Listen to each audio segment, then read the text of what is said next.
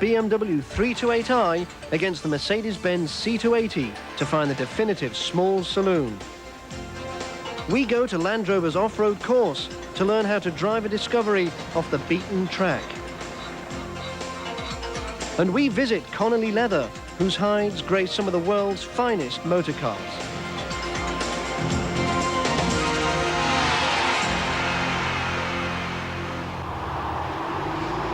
It's a sad fact that today, most company cars look like anonymous tin boxes.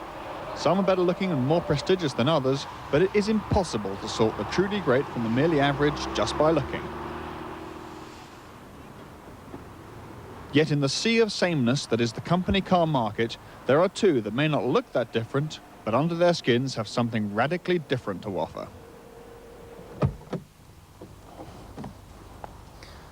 For what you're looking at here is no more, no less than the two most coveted small saloons in the world. For this is no ordinary BMW 3 Series. And this is by no means any old Mercedes C-Class. These are the flagships. They are powered by 2.8-litre straight-six engines, which will take them up to very nearly 150 miles per hour.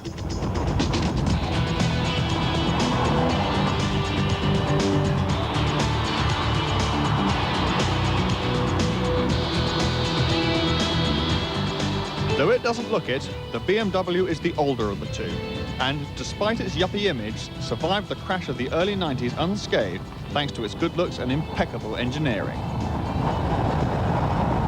The torque of this engine is incredible. Just watch this. We're doing 30 miles an hour and we're in fifth gear. That's about the sort of speed that you drive through town. And all I have to do is flex my right foot and it's away. There's no fuss, no drama, certainly no need to change down. It just pulls and pulls and pulls. This is an incredible engine. But this engine would be a complete waste if it didn't come in a car with a chassis to match. This 328i does. It has all the balance, all the grip and all the poise that you could ever want from a sports saloon.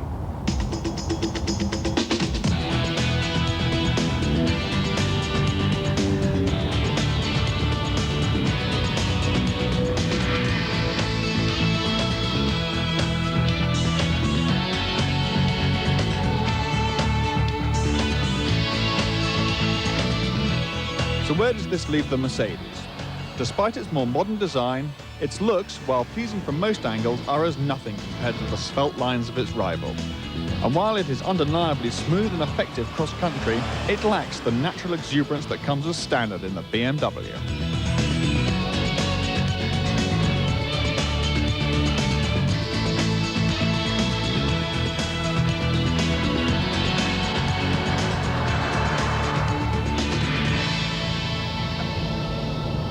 It has a much more mature character, missing out on the BMW's speed and entertainment, and providing instead the kind of sober pinstripe progress you might expect from a car of this mark. It's quick enough, and it handles well, but it's not exactly a laugh a minute. Yet there are those for whom seeing the three-pointed star on the bonnet is everything. It tells them that the car will be safe, reliable for hundreds of thousands of miles, and boast more kudos with the neighbours than just about any other car in the world. Its strengths? Well, this Mercedes has exceptional build quality, quite beyond even what the BMW can offer. It has a fine ride too and an extremely good driving environment. Weaknesses? Well, I particularly don't like the obstructive, notchy manual gear change, and it's poorly equipped for the money too. So, which is it to be? BMW style or Mercedes efficiency? A walkover for the BMW. The Mercedes is by no means a bad car, but the truth is, this BMW is faster, it's better looking, and it's much more fun to drive. It is the definitive small saloon. And guess what? It's cheaper too.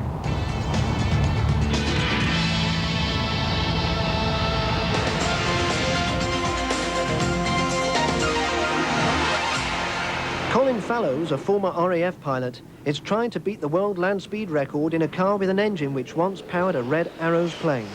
The design of a car, the thrust of a jet. Vampire's engine may be second-hand, but who cares when it once powered an RAF Red Arrow? Its ground performance is just as stunning.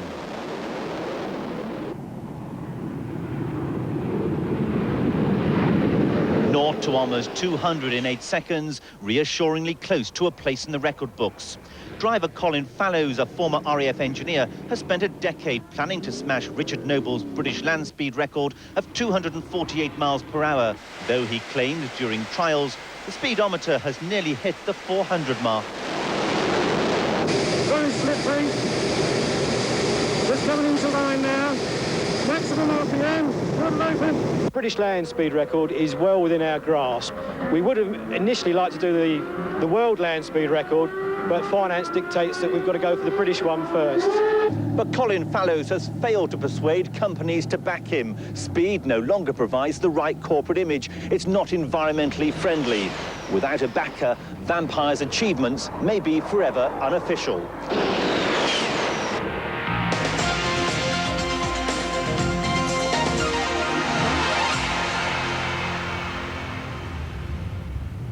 Birmingham, birthplace of the Land Rover and home of the company's four-wheel drive training school. It started in 1990 in order to meet the increasing demand for four-wheel drive vehicles. And who takes part? Just Land Rover owners? No, anyone can take part. Minimum requirements, must be over 18 years of age and held a full licence for 12 months. Right. But our expertise is based on Land Rover products. Right, OK. And how much does it cost? It's approximately £152 per person. About $200.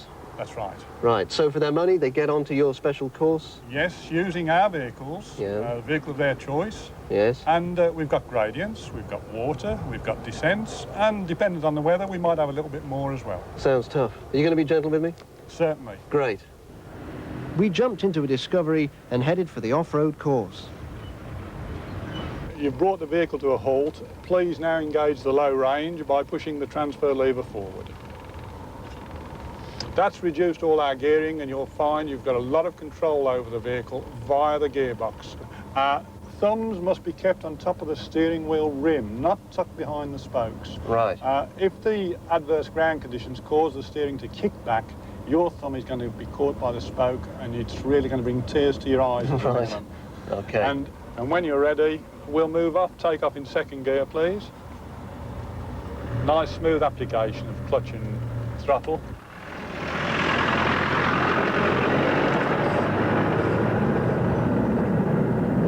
We've got the facility to lock the differential within the gearbox. That ties front and rear axle together, and it will give us more wheel grip. So just move the transfer lever from the right to the left. No need to use the clutch pedal at all. No need to come off the power, just move it sideways, please. That's good. Keep driving, and you'll notice a warning light has come on the face of your panel to tell you that the centre differential is now locked in. Right. And we are getting maximum wheel grip. Come into first gear now, John, because this is a ditch crossing. We're dropping into it at about a 45-degree angle. One wheel goes in first, keep the steering straight, and the other wheel drops in as one climbs out. Yes. And you did that very well indeed. And we're coming now onto a situation that can be quite disturbing. It's the side tilt. Yes. Come into first gear before you get onto that side tilt. OK. Now, this looks a bit scary, Dennis. Yes, well, that's a good comment from you.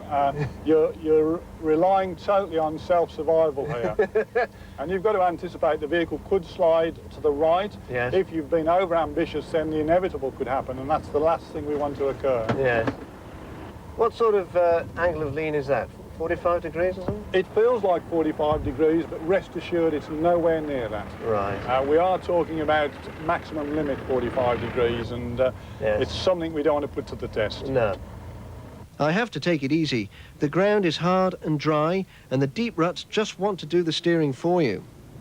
Apparently, the lowest part of the vehicle is the differential, but thanks to the Discovery's sophisticated suspension system, we didn't once ground it. I was itching to go faster, but Dennis says smoothness and concentration are the off-roader's watchwords. OK, John, quite a steep climb in front of us. The conditions are so good that we can be in first gear. Let's go. Right. There's a descent immediately beyond the crest of the hill. Just monitor your steering to ensure it's keeping straight. Keep your foot away from the clutch pedal. Check with your steering wheel that it's correct. Keep going. A touch to the right, touch to the right, touch to the right. Now a touch to the left. Don't touch your brake, don't touch the clutch. Keep dead straight ahead, that's excellent. You can feel the engine and the gears holding us back.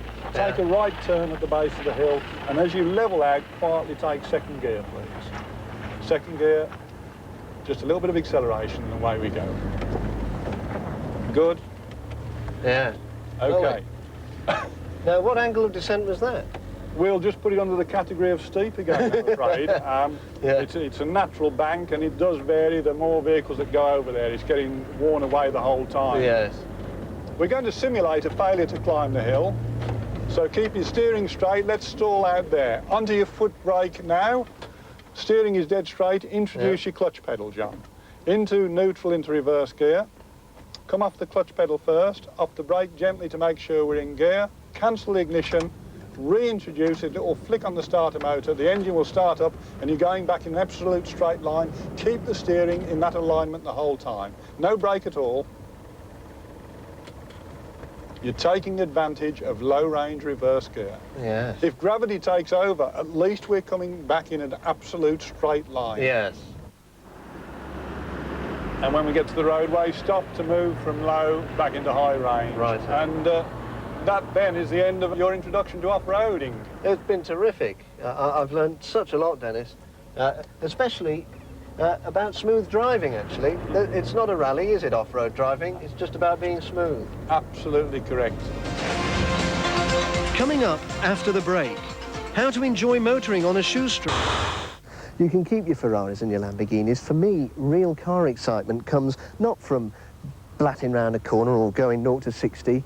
It's from buying a used car and saving yourself an awful lot of money. Take this, my Passat. I bought this about a year ago, and it cost me as much as you'd lose in depreciation buying a new car or a nearly new car. But to pull this little trick off, you've got to pick the right used car. Something that will hang together for years on end. Something that's reliable.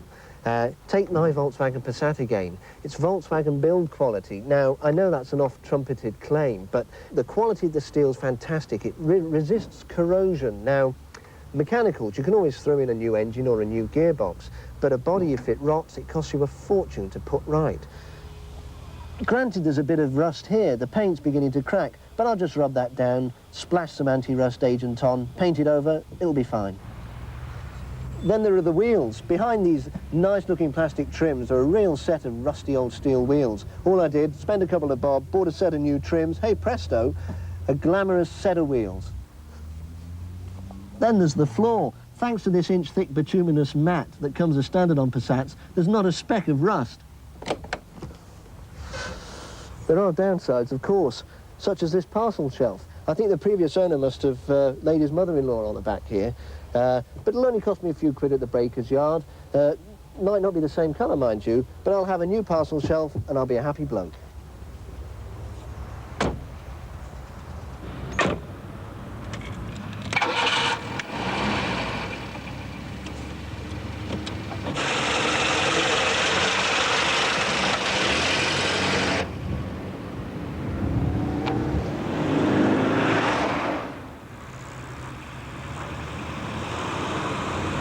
Now, when you buy a car like this, you're going to have a few mechanical problems, little irregularities. I have with this, the alternator. It could do with an exchange alternator. I've put a new exchange battery on it.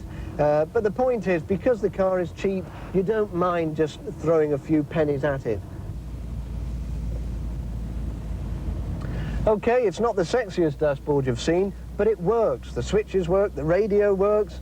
Bit of a big steering wheel, but it helps alleviate the load. No power steering here, which basically sums this car up.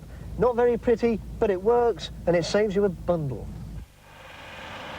So let's face it, if it gives you trouble, you just chuck the thing away. It hasn't cost you an arm and a leg. There's this great drive, you see, to buy new cars and nearly new cars. The things cost an awful lot of money, and there are guys out there making serious profits, selling them to you. Rather than give them the money, the profit, why don't you plough that money back into buying a car like this? And the saving you make, stash it in the building society, let it earn interest. You'll be a rich man one day. In England, anyone can set up a wheel clamp company without the need for a licence.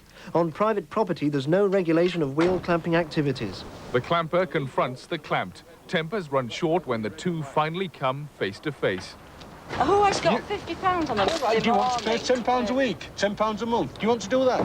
No, it's... You don't. You don't want to pay £10 a month. No, so all you have to is gain pecuniary advantage over other people's property. Yes or no? I think you're being rather extreme. I'm being extreme. You just don't want to pay. All you want to do is take advantage. I mean, are you disabled? No. Well, what are them stickers in the window Because for? my father's blind. Well, your father should be driving the car, shouldn't he? If they're there. Tough tactics are used by many clampers in traffic-congested cities all over Britain.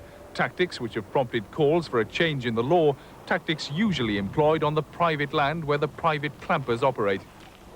Stuart Hoyle faced a blunt demand for £50 after being clamped on what he thought was waste ground. I was left in no doubt at all that if I didn't pay, I wouldn't be going anywhere that night.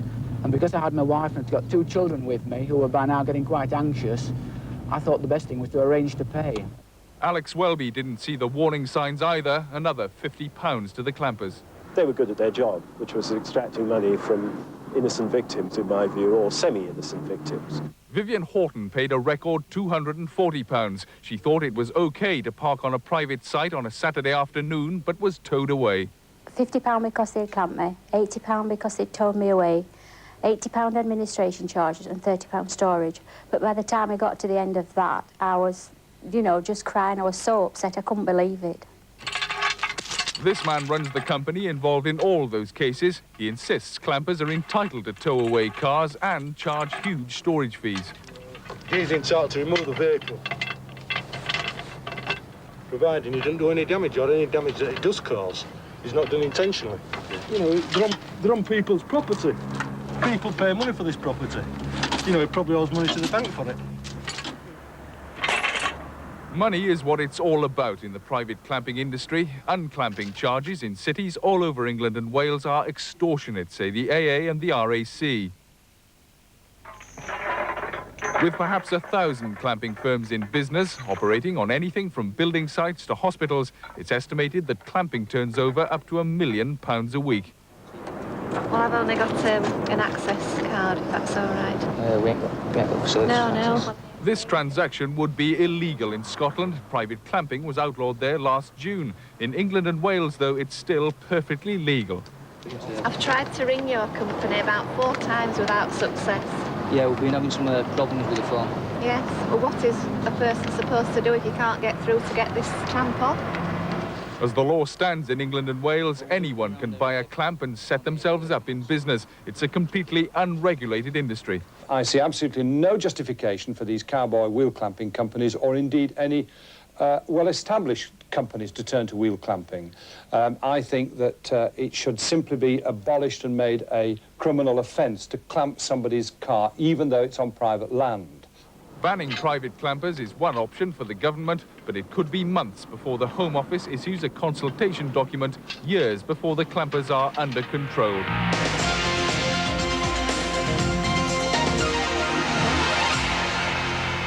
This is Wimbledon, South London, and we've come to Connolly, the people who put the leather on the seats in the British Houses of Parliament and on the seats of nearly every European prestige car, such as this one here. How do I know this is a prestige vehicle? Well, it's not because of the paraphernalia on the dashboard or the power steering or the automatic transmission. You can get all of those in a shopping car these days. No, it's because of the full house leather interior, Connolly Leather, and that only goes in cars with real class. The Connolly family reckons preparing leather like this is the second oldest profession in the world.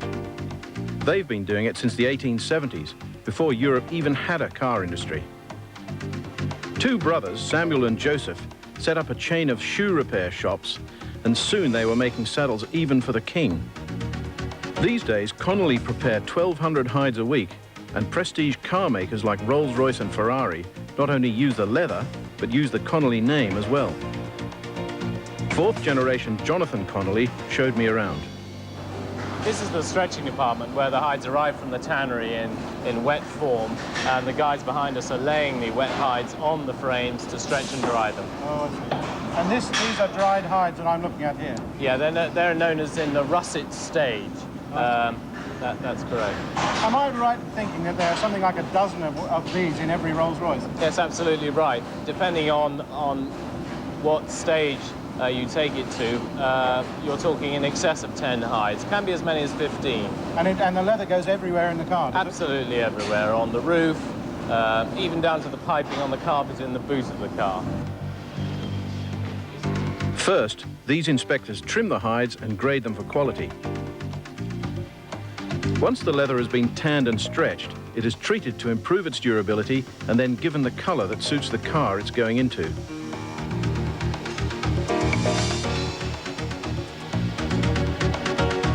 This hamburger device spreads the leather again to give maximum area from each hide, while leaving enough elasticity for car makers to work with. Just when you think the hides are perfect, they go into a glorified tumble dryer that gets rid of any stiffness and gives them the feel we all expect of top quality leather. Now the guys have laid the hide onto the bed, they'll now start placing the knives onto the hide. You'll find they'll place the largest knives first, and then they'll fill in the gaps with the small ones. I see. And try and avoid the areas marked. Well, yes, there are areas in the car, the less visible areas in the car, that we're allowed to put the different grades of leather in there. So, you know, they know, they're trained, they know which part of which panel goes in which part of the car. It's quite a skilled job. Here's the important one, Jonathan. How long does it take for a hide to get from the cow to the car? About 3 months. It really depends on who was supplying the leather to, where it's got to go in the world. But once we've tanned it, finished it, cut it and shipped it, it has to be made into seats and sewn up. You'll be probably talking about 3 months, I would think. So I'm right in thinking, am I, that the car that this hide is going to go into is already on the Jaguar production line? Yes, indeed. It exists. We have a modem linked to Jaguar scheduling, and they send the vehicle identification number down once a day, giving us the full specification of the car, and that kicks us off to cut the leather, and then the leather is shipped off to be sewn together and put in the car. This ingenious device labels every single piece of leather by batch and color, so an exact match is possible if it is ever damaged. All imperfections are minutely chased away, and every trim piece, and there are 120 of them in the average Aston Martin, is checked by hand and eye.